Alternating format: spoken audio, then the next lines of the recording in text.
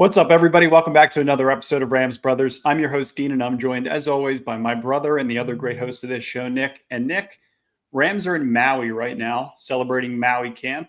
There's some really cool updates coming out of Mauicamp, but then more specifically, stuff about the offensive line, re-signing Derion Kendrick, maybe some Jalen Ramsey news that we'll dive into for this episode. But before we jump into any of that, first and most importantly, how are you, my good brother? I'm good. I like your hat. Where'd you get your hat?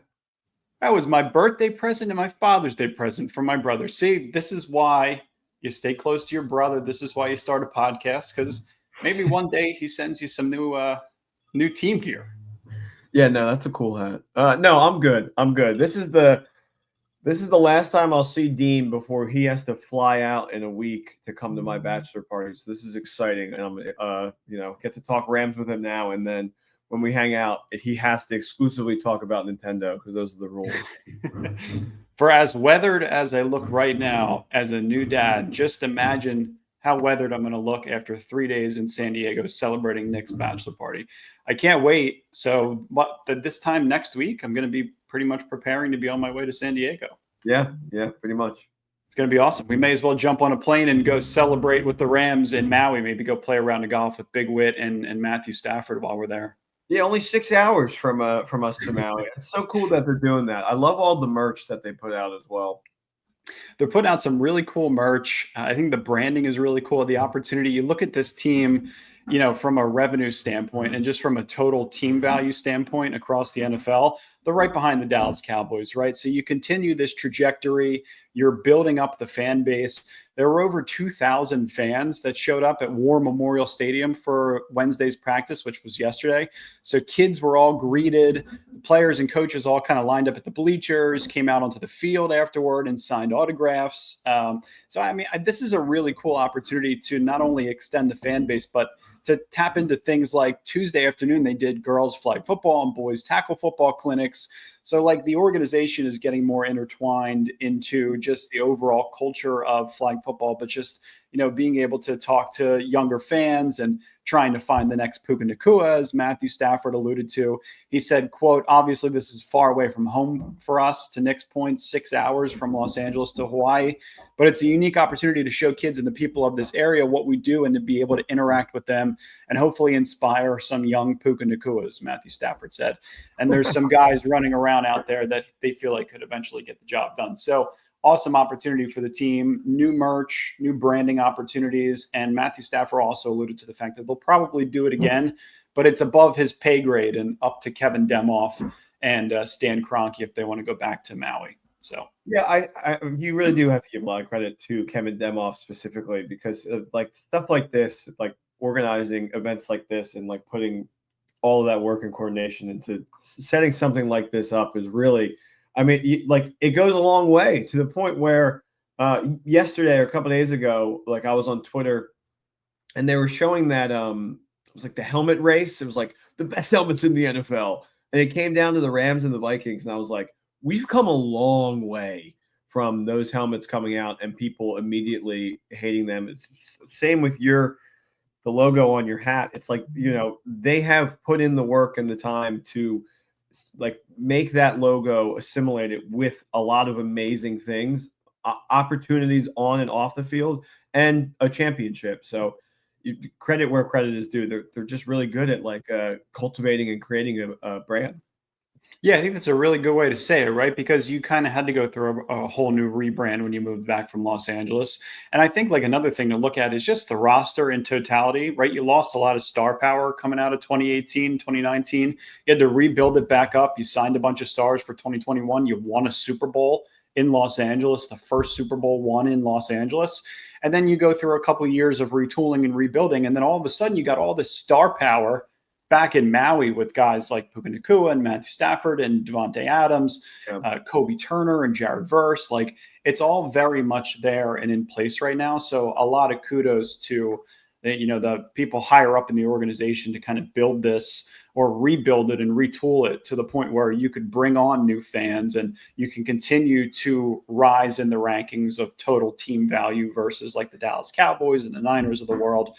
I know there's a lot of the Rams are the new America's team. Colin Cowherd has talked about this plenty of times, but these are the kind of things that a really, really good organization does to be flexible and create new opportunities for their players, coaches, and then other fans that want to hop on board. So just a really, really cool thing in general. It's emblematic on what they do on the field as well, too, because they're constantly changing. McVay's constantly changing his offense. We were talking about when Jordan was on last week, we were talking about how when they had Stafford, how like poor their run game was that first season. And now they're, bringing in new schemes and they're bringing in new superstars like Devontae Adams. It couldn't be more of an exciting time to be a Rams fan, I don't think. I think in the entire history of the team, maybe greatest show on turf is like, but like that, that went away fast. Like these last 4 years have been incredible, minus the one season after the Super Bowl. You're right, though. But going back to 2021, they were so one-dimensional. It was Matthew Stafford dropping back and empty, overly relying on his arm, 32nd ranked run game back in 2021. Then they end up changing up the scheme. They allocate some big dollars to interior offensive linemen to be able to go a little bit more towards duo and move away from the stretch zone, Kyle Shanahan foundations. Defensively, they've taken like the foundation of the Vic Fangio defense and have added layers on it with Brandon Staley and Raheem Morris and now Chris Shula. And you're bringing in star power up front that is replacing guys like Aaron Donald. I feel like I see on Twitter every day all the comments. Teron Armstead just commented on Jared Verse and how he's happy that he is able to retire and never have to see Jared Verse again. To have those two in back-to-back seasons, Donald retires, Verse comes in. Kobe Turner, who's double teamed at the highest rate amongst all interior defensive tackles last year at 52%, even above Jalen Carter. Wow. You got legitimate star power and some changes that have happened over the past couple of years that, Nick, to your point, that is why it is so much fun to be a Rams fan right now. I just think of the video where Donald's like, ask and you shall receive. After him and Verse were working out together. And Jordan was right when she was on the show. She was like, I'm taking Aaron. Why would I?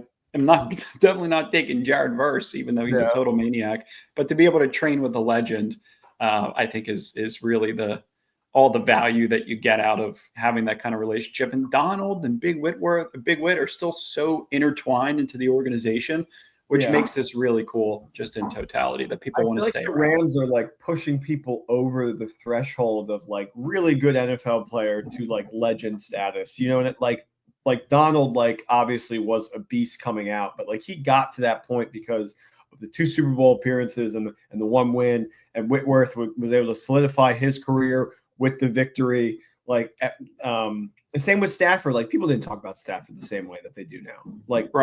Just straight up did not. Now it's Stafford is I think if you were to ask the zeitgeist of NFL fans, people would put Stafford above Rodgers all time. That was never, ever the case. You know what I mean? I mean, some people would be like, you're crazy. Yeah. I mean, Rodgers has some insanely good MVP seasons, but now Matthew Stafford, if he goes to another Super Bowl, wins the Super Bowl MVP, he's got the leg up in those discussions now. And, you keep racking up the playoff wins. If Rodgers goes out, with the Steelers, only wins 9 games, misses the playoffs, there's conversations to be had. But I guess some somewhat bad news in terms of what's coming out in Rams camp. And, the only reason we say it's bad news is because the offensive line is so insanely important for the longevity of Matthew Stafford and for the health.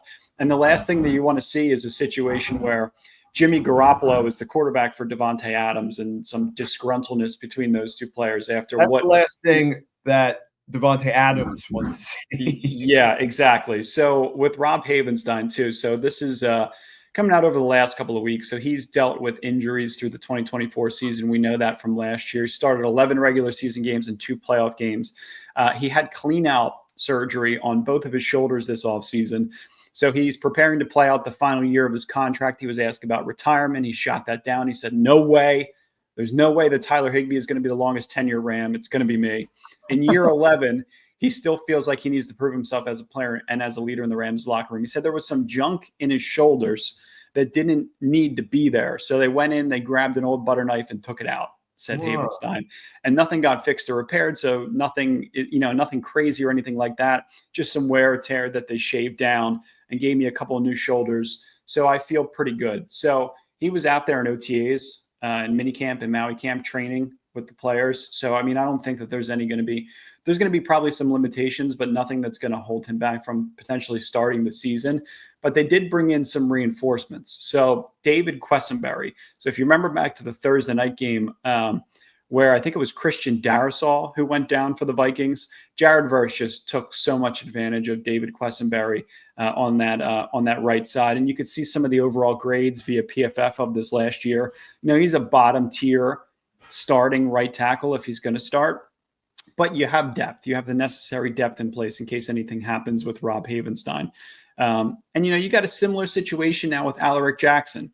So McVay provided an update on Jackson's health from Maui on Tuesday, saying that while the young left tackle didn't make the trip to Hawaii, he is doing well back at home in Detroit, where he's getting his treatment. So we know the blood clot history with Alaric. McVay said it's really unfortunate. He's such a stud, and he just signed a new contract. And what Alaric has done and what he's been asked to do, you go back to the 2022 season, and he had these blood clots. And, when you hear that, it's such a serious thing, and you've got to get on the appropriate medicine. So Alaric Jackson received some scary news about the blood clots in his left leg. He said he was feeling it as he was going through some workouts. Same kind of thing that happened in 2022, where I think he was coming off of an injury and they found it. So it raises some status questions about the upcoming season. But again, you got some ammunition in DJ Humphries, obviously a bottom tier left tackle starter potentially, but has some good veteran experience. And to not address it in the draft, you're going to have to bring in this kind of depth in case you lose any of your starting tackles this upcoming season. So a little bit shaky, right? Like, it's not the news that you want to hear, especially coming out of last offseason when you were dealing with, a ton of injuries. So I guess we'll see kind of where we go from there. That is kind of the one thing where I feel like they haven't been entirely on top of, and they didn't address it in the draft. And you're sitting here like our run game suffers from it. I feel like Kyron gets popped early and then he fumbles early because of it. And then if you're getting, Stafford needs time. If he doesn't have the time, he's one of the oldest guys out there, and he gets hurt. Yeah, it's like exactly. Then we're bringing in Jimmy G, and worst case scenario, we're bringing in Stetson Bennett. And those are just two scenarios that I think are terrifying as a Rams fan. And I think that they can win games with Jimmy Garoppolo. I really think they can. But to get to the point where if the offensive line isn't working for Stafford, then it's really not going to work for Jimmy Garoppolo. No, it's not. That's the biggest fear, is like if you lose Stafford due to the offensive tackles being out, then you're also in a situation where the offensive tackles are out and you got Jimmy G on the field. Like you saw a pretty much healthy roster in the final week of the season against Seattle, and Jimmy G looked like he was a competent quarterback. Exactly. But you eliminate both starting tackles, and Jimmy G to Devontae Adams, you're right back in Las Vegas from 2022, which is where it better gets scheme than Josh McDaniels, though, I would imagine. The fact that he has a job back on the Patriots is so insane to me. But it's whatever. pretty absurd. It's absurd. But familiarity, Vrabel's got a relationship with him going way back, so it does make sense. But you're right. That's really where it gets scary. And you just want this offense to be able to reach its ceiling, which is NFC Championship, Super Bowl caliber. 100%. I mean, Jordan said it last time she was on. She was like, I think this team's going to make a deep run. From every other position point, from position groups, I'm very confident in what the Rams have. But offensive line, it's like the goalie in hockey. You know what I mean? Like that's your. Oh, sorry, that's a work email. That is your base. Like without that, everything else kind of falls apart. Doesn't matter how good your forwards are. Doesn't matter how good Matthew Tkachuk is. If you don't have Sergei Bobrovsky in the goal, it's kind of, it doesn't matter. You're going to be giving up a lot of goals. Sorry, I got hockey on the brain. No, I love that analogy. That's exactly how you view it, right? It's like you need to be able to protect your quarterback. You need to be able to have starting offensive linemen so that you can execute in your run game. You can execute in play action.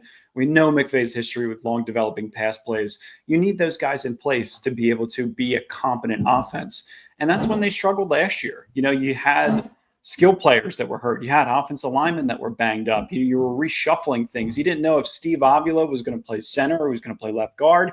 You didn't know what to do with Jonah Jackson, who's now in Chicago.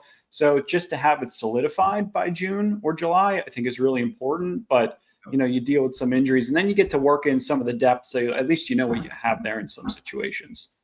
It's amazing that we're like at the end of June and it's going to be July and then it's going to be preseason and then it's going to be the season. Like I feel like this summer is just like flying by and it never feels that way. But like football news every day and there's always something to talk about. Yeah. I mean, you're spot on. I mean, it just feels like this shit just flies by, right? And it's like as soon as you want to take some time to be able to like try and understand what's going on in the off season, the following week is here, and then it's July, and then it's August, and the Hall of Fame game is right around the corner. So, this stuff needs to happen, and it needs to be in place now. So, I think another thing that's pretty interesting, I saw this come out from PFF. The Rams' receiving corps was ranked 8th overall with the addition of Davante Adams, and they're behind the Philadelphia Eagles, the Tampa Bay Bucks, Cincinnati Bengals, Detroit Lions, the Niners, the Vikings, and the Dolphins. So Dolphins. Get out of here with the Dolphins. I didn't even see that one. Yeah, I mean, you know what? Jalen Waddle, and it's really just Tyreek Hill that's lifting that receiving corps above and beyond the Rams at number 8. But then I looked at the Niners, and I think the one thing I would do with that list is just switch the Niners and the Rams. Because you got Brandon Ayuk for the Niners, who thinks he's Terrell Owens, just in the way that he's posting this offseason. Juwan Jennings, you really don't know exactly what he is. He's a solid player, really good blocker, red zone threat. And then Ricky Pearsall, who didn't even get a full season out of last year. And then Demarcus Robinson's another guy that they just signed. So, Nick, to your point, before we even started recording this episode, you were like, I think the Rams' receiving corps of Puka Nacua, Devontae Adams, Tutu Atwell, Jordan Whittington, Konate Mumfield, and Xavier Smith is probably better than what we had on paper last year. Because Adams is theoretically an upgrade over Cooper Kupp, and you have a new rookie in place. Whittington's going into year 2. Atwell's back on a 1-year deal, so I think I would probably switch those two, especially knowing that Davante Adams is rejuvenated.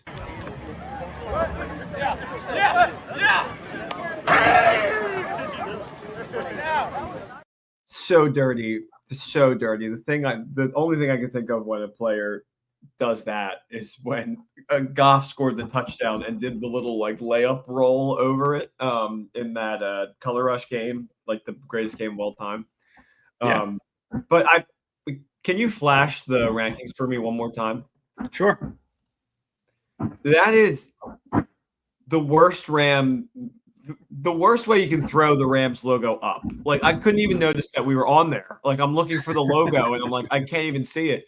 But Eagles, Tampa Bay, Cincinnati, yes, I will agree. I think they have a lot more depth.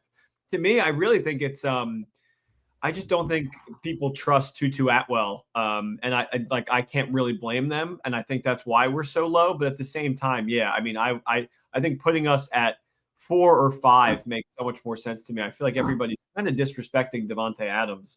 And what that addition means for this team. I mean, like he's played in the league last couple of years, but he has never played under Sean McVay type. The closest thing he ever got was playing under Matt LaFleur, and that was the best we've ever seen him.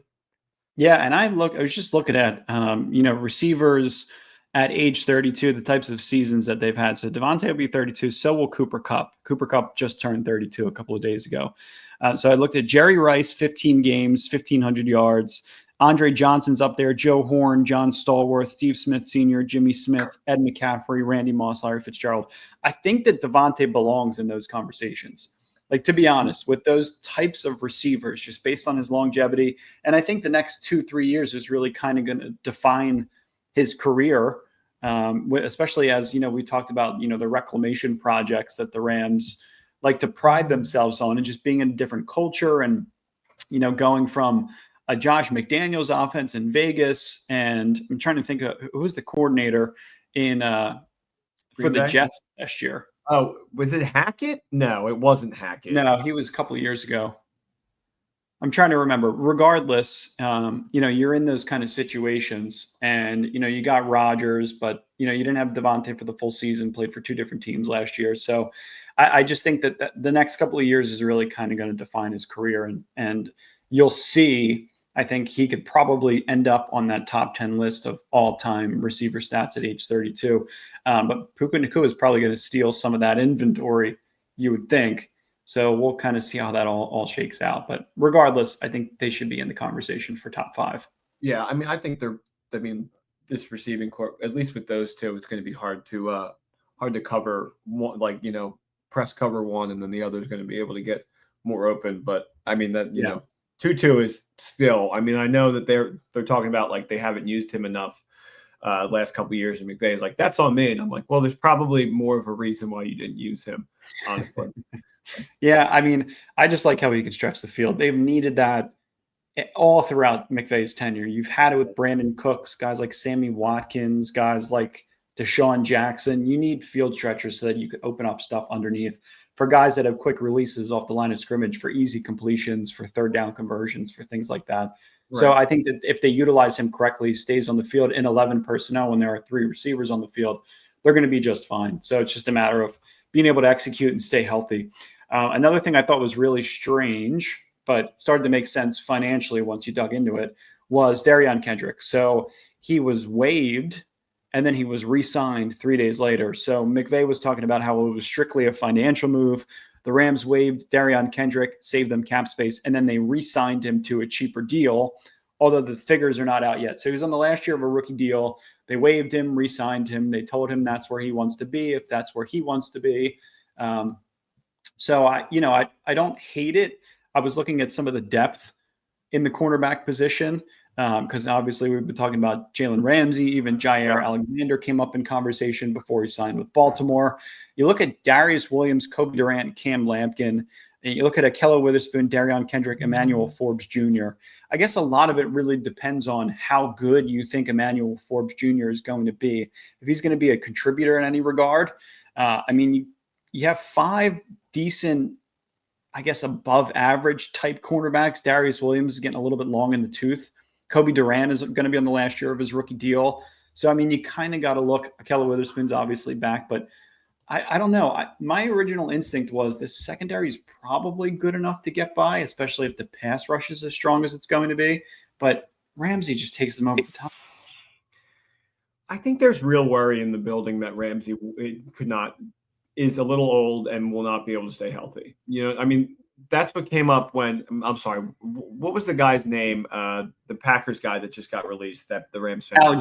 Jair Alexander. Yeah, like I saw a lot of the conversation online shift to let's get him because he's played a lot more games, and like maybe his ceiling isn't as high as Jalen Ramsey, but he's a lot more consistent on the field. And I mean, I'm going to be honest, I was starting to like understand it and like lean towards that camp. And then, the Kendrick news came out and I was like, oh, well, I mean, that now it seems like that, we're definitely getting one of these guys. But for it to be like a purely business decision and for them to just bring him right back, I don't know. Yeah. Like, I feel like they're not, I feel like they're comfortable with the men in the building at this position mainly. And, if the Dolphins want to play a little more ball and eat a little more of the contract or take like less of a compensation for him, then yeah, I mean, we'll probably end up with them. But I feel like the Rams are like, this is where we stand and we're not going to budge because, he's not a player that was as great as he was 5 or 6 years ago. Right. Yeah. And you know what?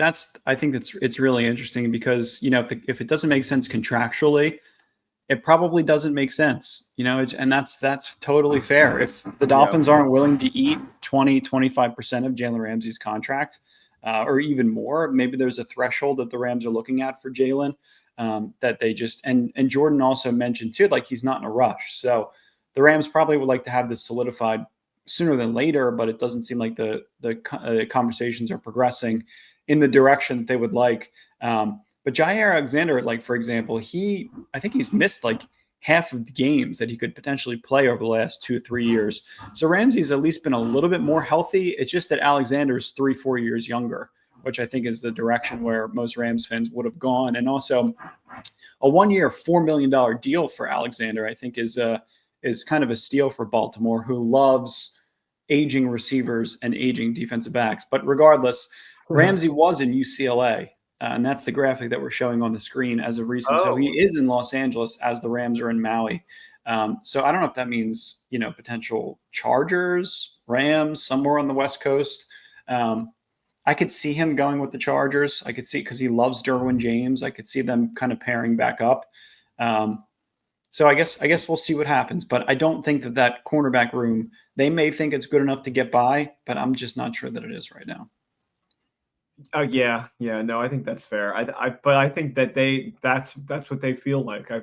I think that they're like, well, we got a great pass rush, and there has to be leaks on the boat somewhere. It's like we have the cap that we have. We can't be, And I think there is a mutual agreement that if the Jalen Ramsey thing works out mutually for both teams, they will jump on it. But I think they're waiting for a little chicken from the Dolphins, honestly. Yeah, I think so too. But I mean, talking about the defensive line, McVay just talked about a few guys that he feels like have stood out over the spring and over the last few days in Mauicamp. So he named 9 players in particular that he feels like are really standing out. So obviously Jared Verse, Byron Young, Brennan Jackson, who we really loved coming out of the draft. It's like a late round steal, rotational pass rusher. If he can supplement what Michael Hoyt brought to the table, I think that would be a huge win. And it felt like he couldn't get on the field last year. He also named Braden Fisk, Poona Ford, and if anything happens to the offensive line or the quarterback, I think there's a legitimate case to be made that Poona Ford could be one of the best, if not one of the better offseason signings for the Rams this past year. Kobe Turner, who I think just continues to get better and better. Nate Landman, the conductor. Nate Landman, who I think from the linebacker position, that's going to be a really interesting room, right? Because obviously you have Sean Dolick, you have Chris Paul Jr., you have Troy Reeder who's back. So I would like to see a situation where you get Landman and you get Chris Paul Jr. as your 2 starting linebackers. So you just have fresh faces. And then you have Troy Reeder and also Sean Dolick as your depth and rotation. So that could be really interesting. Emmanuel Forbes Jr. and Cameron Curl were the other 2 players that he listed. So Forbes Jr., I'll tell you what, the one thing about him, if he comes on and is a contributor at this age, I think when you go back to like when he was drafted, he was only 21 years old. The Rams like to draft players that are 23, 24 years old. And Forbes is kind of starting to hit that stride. He was talking about putting on some more muscle. So that could be one of the contributors as to why the Jalen Ramsey thing isn't as pressing. And Cam Curl's in the last year of his deal. So that could be another really interesting piece. Maybe they look to re-sign him, although they never prioritize re-signing safeties. But it's going to be interesting to kind of see what that secondary does. But also, like, if you're focused on the front 7, and the production that they can drive, we may be okay with the secondary that we got right now.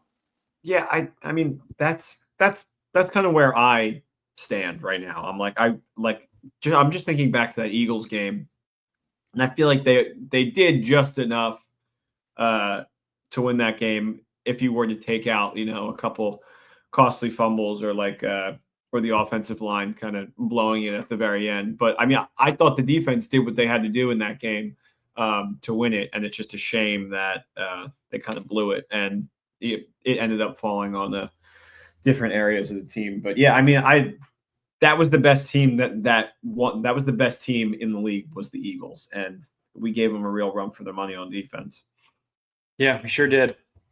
Yeah, I saw an Eagles fan today talking about how the game would have looked if it wasn't snowing, and they clipped from earlier on in the season when Saquon ran for like 300 yards against us. Yeah. It's like, come on. It's your elements. It's in your building. And you're talking about how the game would look if it was perfect weather in Los Angeles. Why are you even talking? You won the Super Bowl. Like, it's just petty Eagles fans. That's insane. Yeah, they're focused on the Rams, I think, for the right reasons, because it's going to be probably their biggest fight if they have to go back to the Super Bowl. Either them, Washington, Detroit. None of those teams gave them a hard time in the playoffs, so who knows what's going to happen. And that really feels like those are the 4 teams this year, right? Yeah. I mean, I would substitute Washington. I feel like there's going to be a sophomore slump with Jaden. But, I mean, Detroit, Philly, us, honestly. That's where I feel like. San Francisco, maybe. We'll see how things shake out with the I easiest don't schedule know. in the league. I'm not buying San Francisco stock right now. I just don't. I can't. I don't blame you. Well, thank you guys for listening. I'm glad you were able to check in with us. I know it's been 2 weeks since the Jordan episode, but just wanted to check back in with you guys. We appreciate you always. Thanks for listening. Make sure to like and subscribe. And as always, go Rams. Go Rams. Have fun in Maui. See you guys soon.